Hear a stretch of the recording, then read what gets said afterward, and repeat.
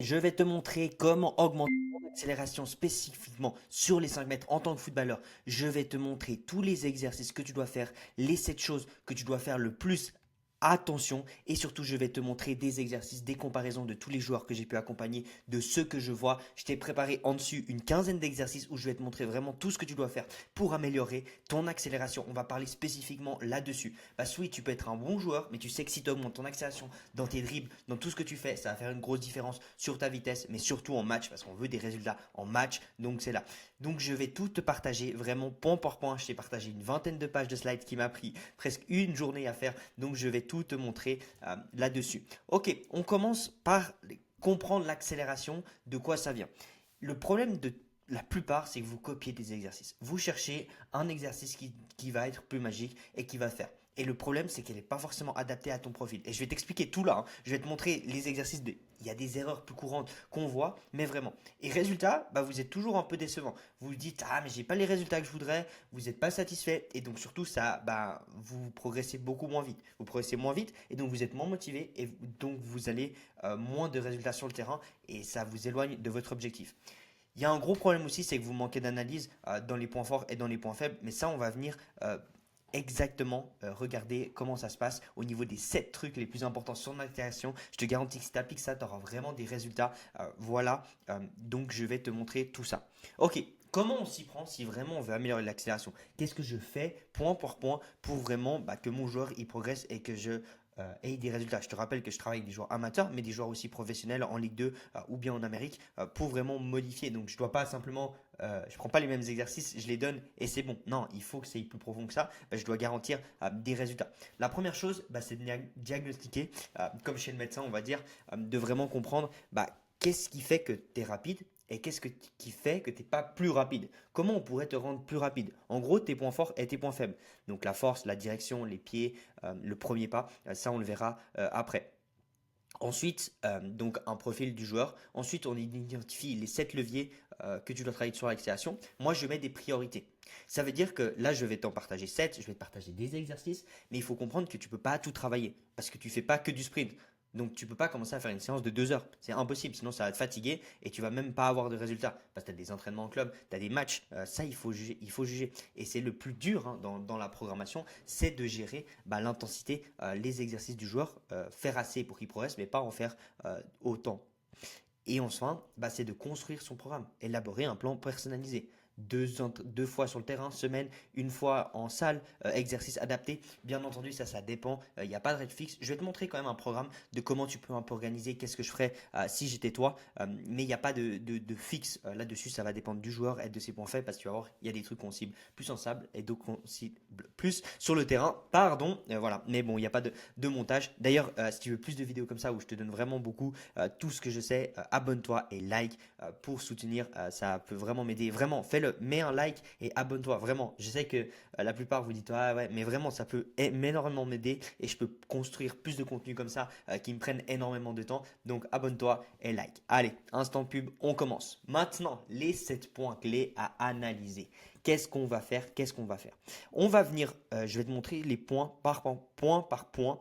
Désolé, je parle vraiment mal, mais bon, c'est pas grave, on s'en fout. Il y a de la valeur, c'est ce qui compte.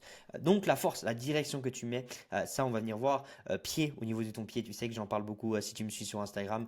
Super important, ton premier pas, quelle est la qualité de ton premier pas? C'est lui qui détermine toute ta course. Le contact time, ça veut dire le temps que tu passes, que ton pied passe au sol. Super important, la rapidité de tes hanches, la technique de course, la mobilité de hanches, des ischios.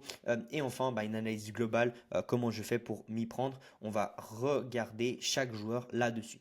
Ok, maintenant il y a une question, le premier point, une question de direction. Comment tu exprimes ta direction et ta force? Le gros problème, et je vois chez beaucoup, c'est qu'on n'arrive pas à pousser, vous poussez vers le ciel et vous poussez pas vers horizontalement, donc devant vous. Ici, on a deux joueurs. on a ici un joueur qui, je t'ai mis des flèches. Quand il pousse, lui, on voit que la direction, elle est plus comme ceci. Et à l'inverse, un joueur beaucoup plus rapide, lui, c'est vraiment, il pousse de côté comme ça. Je sais pas si tu vois ici avec ma flèche, mais tu vois, toi, tu vas pousser un peu comme ça, et d'autres, ils poussent vraiment là. Et c'est ce que tu dois faire. Un angle de tronc, on dit de 45 degrés. Donc là, on est sur un départ, tu verras d'autres vidéos de ce joueur qui pousse vraiment, on est limite à 45 degrés. Et tu as vu là, son corps, on est limite, bah moins, on a presque 30 degrés. Et ça va être super important de justement l'analyser. Il y a un facteur qui rentre dedans, je l'ai mis ici, c'est avec les tibias. Certains, ils manquent de force et d'amplitude avec les tibias, donc ça les empêche de pousser là-dessus. Donc là, on voit qu'il y a un plus gros angle, super important de travailler ça. Je reviendrai après avec les exercices qu'on va faire. Là, je te présente juste les mécanismes pour améliorer, pour que tu comprennes, que tu t'identifies. Peut-être que toi, si tu te filmes, bah, tu vois que là, il y a un problème, enfin un problème, on s'entend, mais que tu peux améliorer tout ça. Maintenant, le pied et la dorsiflexion. Ok, donc là, on va regarder une vidéo ensemble. On va regarder après. Ok, il y a un gros le point fort qu'on peut améliorer quand on regarde des sprinters. Bien entendu, je ne veux pas que tu deviennes un sprinter, mais moi, ce que j'essaye tout le temps de faire, c'est de regarder qu'est-ce qu'ils font les tops dans leur sport. Pour moi, les sprinters qui se passent en NFL, c'est les meilleurs là, dans leur domaine. Donc, je regarde qu'est-ce qu'ils font pour devenir plus rapide et après l'incorporer bah, dans le foot. Bien sûr, on va pas passer toute une semaine que sur ton pied parce que ça reste du foot technique et tout, mais c'est super intéressant de regarder ce qu'ils font pour vraiment être. Ok, on va regarder là la vidéo.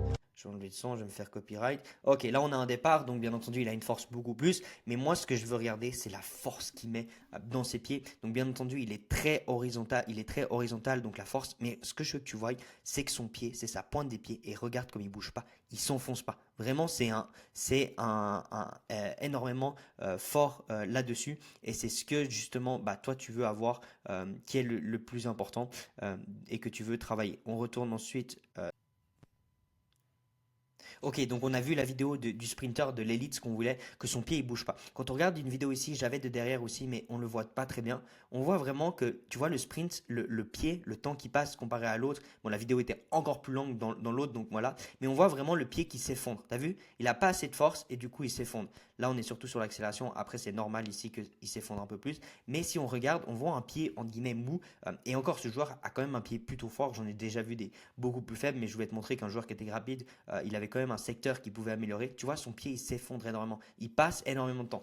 Pourquoi? Parce que tu n'as pas assez de force dans le pied et donc tu compenses avec ton genou, ta hanche, certains le dos ou autre. Donc ça, c'est super important d'avoir justement un pied très fort que tu dois travailler. Là, je t'ai remis l'angle, mais tu vois, une force qui est super important et un pied mou, bah, c'est que tu manques de force là-dessus et c'est super important de le travailler. En plus que ok, on parle de vitesse de sprint, mais ça va avoir aussi un incident dans tes dribbles, dans tout ce que tu fais. Et même d'avoir un pied plus fort, tu vas utiliser beaucoup moins d'énergie et donc ton endurance aura un impact forcément parce que tu compenses toujours avec tes genoux, hanches. Voilà, ça peut même venir certaines blessures, compensation, pardon, qui viennent de parce que tu as un manque de force et donc tu compenses avec ton genou, tes hanches, ça peut tirer sur tes adducteurs. Voilà, c'est pas tout qui revient du pied, je ne veux pas mettre tout là-dessus, mais que tu comprennes un petit peu là-dessus. Donc de travailler vraiment ça qui est important. Maintenant, il y a ton premier pas. Donc, on va venir voir les vidéos. On a ici un joueur beaucoup. On aura de toute façon ces deux joueurs où là, on va se concentrer là-dessus.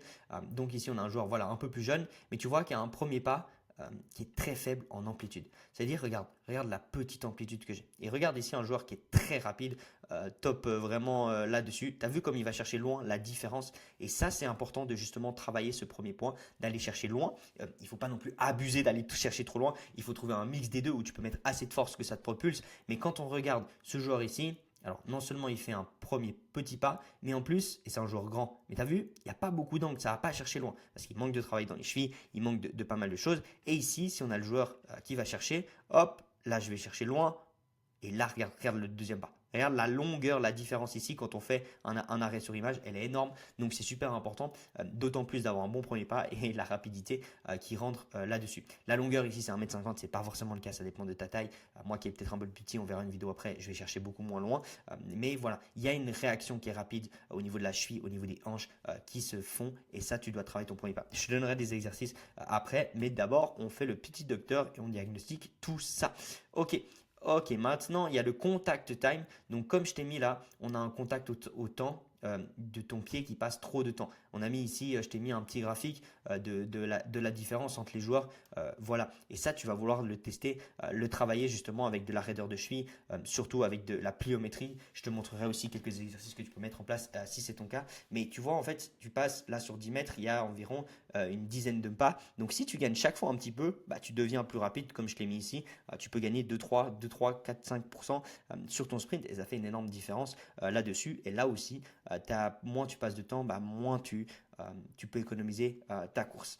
Maintenant, j'ai juste un truc avant de te passer toutes ces slides. J'ai un truc à te dire encore. Si maintenant tu veux vraiment passer un cap, identifier des points faibles, avoir un programme personnalisé, un suivi vraiment d'experts qui travaillent avec les joueurs professionnels, tu peux aller sur mon site et tu peux réserver un appel 100% gratuit avec moi. Et on fait le bilan sur toi. Et si je peux t'aider, on te crée un programme personnalisé avec un vrai suivi sur des tests, sur ce que tu as besoin sur toi. Donc tu peux faire. J'ai plus beaucoup de place maintenant. Bah, ça commence un petit peu à prendre beaucoup de monde. Mais prends un appel avec moi et on regarde ensemble. Si tu as une question sur Instagram, n'hésite pas à me la poser avant. Mais c'est l'instant un petit peu pub. Prends vraiment ce rendez-vous si tu veux franchir un cap. Ok, on va revenir, donc on a fait le contact time, la rapidité des hanches, on le revoit ici, tu dois avoir des hanches qui bougent rapidement, ça veut dire en fait ton angulation qui va chercher et qui bouge. On le voit très peu à la vidéo, mais on le voit très bien en fait en guillemets, c'est entre tes jambes qu'elle switch rapidement, donc ça c'est super important de le travailler aussi avec une coordination qui est importante. Très dur de le voir à la vidéo, on le voit plus en logiciel d'analyse de sprint, mais à l'œil on va dire c'est plus dur parce que là on est ralenti, mais ça c'est un facteur que tu dois faire, donc tu dois aussi travailler sur tes hanches, ça peut être quelque chose qui peut te limiter. Maintenant, technique de course, j'ai pas besoin de te dire la différence quand on voit, et ce joueur, on pourrait l'améliorer, hein. C'est un joueur très rapide, mais son contact time au niveau de la cheville, on peut l'améliorer, il y a du travail à faire. Là, il compense clairement un petit peu avec le dos, la position est pas ouf, donc il y a un manque de gainage, on peut l'améliorer, mais elle est quand même, si je te mets ici les deux départs, c'est quand même très différent. Quand on regarde, là, on est quand même bien. Là, on compense un peu avec le coup devant. On n'est pas bonne force. Voilà. Mais tu vois, là, on a une très belle position quand même qui est à travailler. Donc, la technique de course peut rentrer en jeu. Gainage, travail. Je te montrerai des exercices après là-dessus que tu vas pouvoir travailler au niveau de ta technique de course. Ok. Ensuite, maintenant, mobilité de hanche. Il y en a souvent qui sont limités au niveau de la mobilité, donc qui manquent de flexion comme ici. Là, je te montre la position. Tu vois, là, on a un plus gros angle que moi. Et ici, c'est moi. Ouais, je sais, beau gosse. Mais l'objectif, c'est vraiment de chercher une grosse amplitude. Donc, certains peuvent manquer d'extension de hanche ou de mobilité. Donc, intéressant de travailler sa mobilité de hanche en fonction de ton point faible. Moi, ici, c'est plus un peu là-dessus que je dois travailler. Parce que je manque, quoique ça vient peut-être de mon doigt de pied. Enfin, ça vient de mon doigt de pied. Mais ça peut être intéressant selon les joueurs qui manquent. Donc, ça peut être quelque chose que tu dois travailler, ta mobilité de hanche, de bassin. Il y a plein de choses à travailler aussi. Je voulais quand même te partager ce facteur parce que j'ai vu des joueurs qu'on a pu améliorer les gains grâce à ça justement. Ok, maintenant ce que tu dois comprendre, c'est que voilà, ça c'est ce qu'on ferait d'un joueur A et d'un joueur B. Le joueur A qui était le plus rapide qu'on a vu, le joueur B qui est un peu moins rapide. On voit qu'il y a pas mal de choses qui vont moins bien, un peu plus pour le joueur A. Là-dessus.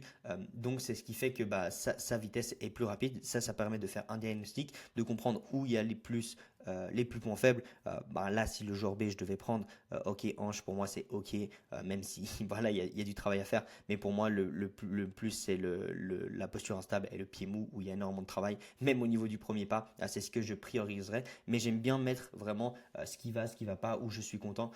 Donc là, ça me permet de recommander ce que je dois travailler. Je dois travailler dorsiflexion du pied, renforcer les muscles du tibia et améliorer la posture du départ. Donc ça veut dire avec de la technique. Comme ça, je sais exactement et je peux orienter mes exercices que j'ai besoin pour le joueur. Tu vois, on peut analyser ici une comparaison que je fais avec les joueurs pour comprendre où ça se passe, comment ça se passe, avoir un graphique. Là, on voit que si on veut arriver à ce niveau, ça me permet de dire aux joueurs, tu vois, j'ai un joueur qui va à cette vitesse, semi-pro. Si toi, tu veux rattraper, il va falloir travailler là-dessus et surtout de comprendre qu'est-ce qui va pas. Comme je t'ai dit là, on a un gros travail du pied pour le joueur le plus lent, donc on va travailler, et même le joueur le plus rapide, il y a un travail du pied à faire. Là, en l'occurrence, ils ont à peu près les mêmes points forts, points faibles, mais on va pas mettre les mêmes exercices parce qu'il faut un cycle de progression qui est super important. Donc voilà, c'est ce que tu dois comprendre. Le vari, il va le vari, pardon. Le programme, il va varier selon tes points faibles et points forts, selon ton planning, pardon. Il n'y a pas une recette unique. Il y a un profil qui manque de force, il y a un profil qui manque de technique, un profil qui manque d'explosivité. Déjà là, ça change tout. Et surtout, ça va dépendre de, comme je t'ai dit, de ton niveau. On peut avoir les mêmes profils qui manquent de force, mais l'exercice ne sera pas les mêmes. Parce que mon joueur semi-pro, il va tolérer plus de charge, il pourra plus s'habituer, son pied est quand même plus fort, donc je peux mettre l'exercice beaucoup plus dur. À l'inverse, je ne peux pas le faire pour un joueur amateur, parce que bah, simplement, il sera fatigué le jour du match. Il va me dire, coach, j'ai pas fait un bon match, bah, c'est pas le but. Donc ça, c'est aussi ce que tu dois prendre en place quand on fait un programme. Au-delà de de l'accélération, j'aimerais juste faire un aparté, c'est que beaucoup, on est matricé par la vitesse, mais il faut aussi que tu comprennes que c'est pas le seul truc. Il n'y a pas que la vitesse là-dessus. Il y a aussi la décélération, bien sûr la vitesse comme je t'ai mis, mais les phases de stop and go, ça veut dire que tu décélères, que tu t'arrêtes, elle est super importante dans tes dribbles aussi. Si tu sais que accélérer, ça va pas te permettre d'être plus. Et bien entendu, il y a tout l'athlétique de balle, tout ce que tu dois faire, mais j'aimerais mettre un point clé sur la décélération aussi, qui est un facteur très important, qui est souple, qui est très peu travaillé, qui est aussi responsable de beaucoup de blessures. Donc vraiment, j'aimerais que tu aies un programme qui t'aide vraiment à progresser. Donc pense aussi à ces aspects qui sont importants. Il faut aller chercher tout ça si tu as cet objectif d'être meilleur sur le terrain. Maintenant, ok, on va venir voir un petit peu les exercices. Je suis sûr que tu as attendu un peu là. Qu'est-ce qu'on va mettre en place? Qu'est-ce que tu veux travailler là-dessus?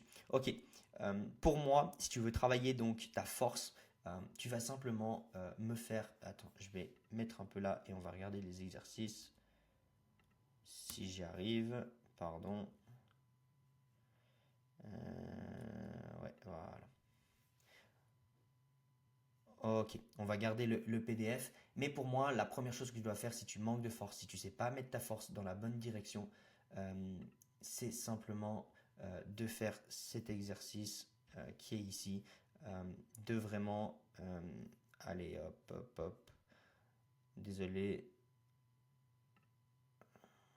Ok. Il se met là, en fait, de faire des sprints avec accélération et simplement tu tiens avec un élastique comme ceci. Ça va vraiment te permettre de franchir un cap là-dessus parce que tu retiens et tu peux ajuster la force et ça va te permettre de mettre de la force dans la bonne direction. Parce que si tu retiens avec l'élastique, tu vas comprendre où tu vas. En fait, je t'explique des choses de la force, mais avec l'élastique, tu vas comprendre des choses que personne ne peut t'expliquer. Tu vas exactement, tu es dans une situation difficile, donc tu vas comprendre les angles que tu dois mettre, exactement ce que tu dois faire. Donc je t'invite vraiment à mettre ce genre d'exercice, ça va vraiment t'aider au niveau de la force que tu peux faire pour pousser, qui est très important là-dessus que tu peux faire. Fais des séries assez courtes, souvent 4-5 répétitions, et tu pousses sur 10-20 mètres. Ça va vraiment t'aider à justement franchir un cap là-dessus. Maintenant, si on veut travailler au niveau excuse-moi, ça a sauté une page. Ok, le premier pas, qui je t'ai dit qui était super important, je peux te montrer un exercice ici. C'est assez simple, hein, c'est des exercices des fois basiques, bien sûr on peut les complexifier, mais c'est en fait de mettre des assiettes pour avoir des repères. Hop, et en fait, avec les repères, tu vas chercher plus loin. Tu vois, là, le joueur allait chercher moins loin, mais comme ça, j'ai mis exactement ce qu'il avait besoin. Donc ça, c'est un exercice que tu peux faire pour travailler ton premier pas, qui a énormément de sens. Ce que je peux t'inviter à faire, exercice très basique que je suis sûr que tu as vu, mais qui sont des fois les plus simples. Ceci pour mettre la bonne force, pour avoir respecté la force dans tes chevilles aussi que tu peux faire, la position, l'accélération de tes hanches. Désolé, on me voit pas très bien, il y a le soleil qui se met à travers. Mais bon, anyway, on s'en fout. Le but, c'est de voir ça. Ça, c'est ce que je peux vraiment t'inciter à faire. Si tu veux travailler aussi ta force, je t'invite à faire aussi du travail avec des ballons comme ceci, tu vas voir pour pousser, en fait, mettre la force dans la bonne direction. Là, tu as un autre exercice que tu peux faire, donc de pousser, tu vois, ça te force à pousser horizontalement, qui va faire toute la différence si tu veux améliorer ton accélération. Voilà. Maintenant, en termes de pliométrie, bien sûr, avoir un cycle de pliométrie progressive. J'ai déjà fait une vidéo là-dessus que tu peux aller voir. Tu peux mettre pour moi cet exercice de pliométrie qui est très intéressant parce qu'il travaille spécifiquement la technique de course, comme ceci est un peu une phase de décélération. Si je te mets bien la vidéo, hop là. de vraiment, hop, comme ça, juste bloquer. Et après, tu peux faire le switch pour tes hanches. Mais certains, juste cet exercice, c'est un cycle de progression qui est déjà bien. Mais là, tu pourrais faire prendre plus dur l'exercice et simplement descendre et remonter rapidement pour travailler tes hanches aussi là-dessus que tu peux faire. L'exercice que tu peux faire au niveau technique de course, si tu as des problèmes là-dessus, c'est assez simple. Pas besoin de se prendre la tête, ça a toujours des bienfaits. Même si tu n'as pas des problèmes techniques de course, tu peux mettre cet exercice un petit peu, les skip, skip, ouais, Vas-y, ça s'appelle, je crois, avec vas-y. le bâton, de monter d'abord pour avoir une bonne posture, mais ensuite de le faire beaucoup plus rapidement. Tu as des variantes qui existent, mais ça, c'est une base que tu peux mettre pour ton accélération là-dessus. Et moi, le point que je dirais le plus, qui est la cheville, c'est de continuer à faire cet exercice, à le mettre toujours en routine, simplement de t'aider avec un élastique pour la force de ton pied, comme je fais ici. Tu vois, on voit que mon pied manque de force. Bah, le but, c'est de le renforcer petit à petit pour qu'il ait cette force, qu'il apprenne à encaisser ce volume spécifiquement. En plus, là, on est vertical la force, donc c'est beaucoup plus dur que ce qui se passe en sprint, mais c'est un exercice vraiment que tu peux mettre en place. Dans les slides, attends, on va revenir.